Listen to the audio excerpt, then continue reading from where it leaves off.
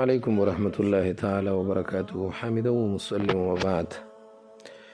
یو محترم ورور پوښتنه کړې ده چې یاره یو کس دی هغه چې کله لمونځ ته مخکې کېږي نو تکبیر تحریمه کې الله اکبر په ځای الله اکبر غوندې وایي، د سین اواز ترې نه راځي، نو دې سره یې دا لمونځ ادا کېږي او که نه.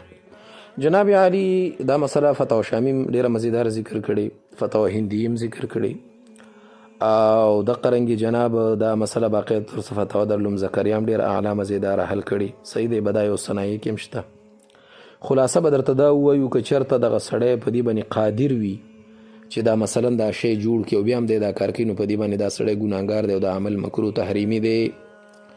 لیکن که چېرته د ور باندې پوره وس کړی وي او وس او اختیار او قدرت نه بعد هم دا کار کېږي، نو بیا دا عمل مکروه تنزیهي دی. لکه خلاف اولا دی، بیا هم ښه خبر دا ده چې بل سړی مخکې شي او یا دته وویلی شي چې دی تصحیح وکړي، او که د خپل کوشش کړی او سره د دې کوشش بیا نه کېږي، نو بیا دا دی چې مونځ کېږي لیکن خلاف اولا عمل دی. دا مسله باقیه طور فتح شامي ذکر کړي، دویم جلد دی، 396 نمبر صفحه ده، او تا بچه لوی شا کتاب الصلاة دی. صحیح دی، باب الامامت.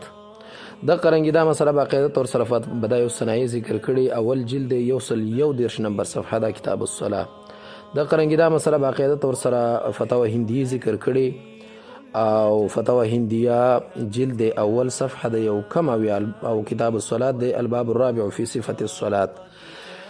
فتاوی شامی کی وی کنه ولو زاد کلمتا او نقص کلمتا او نقص حرفا او قدمه وبدله باخر لم تفسد، منځ سره نه فاسدیږي لیکن دا عمل ناروا او ناجایز دی. او به بهر لوګو تفصیل ور باندې کړی چې خپل وس بکوي چې حتی الامکان دی کوشش وکړي چې دغه تعبیر صحیح کی، لیکن که بیا هم نشي صحیح کولی نو بیا مکروه تنزیهي، او که نه صحیح کوی شي قادر ور باندې بیا دا کار نه کوي، نو بیا دا عمل مکروه تحریمي دی او دی ور باندې ګناهګار دی. السلام علیکم ورحمت الله وبرکاته.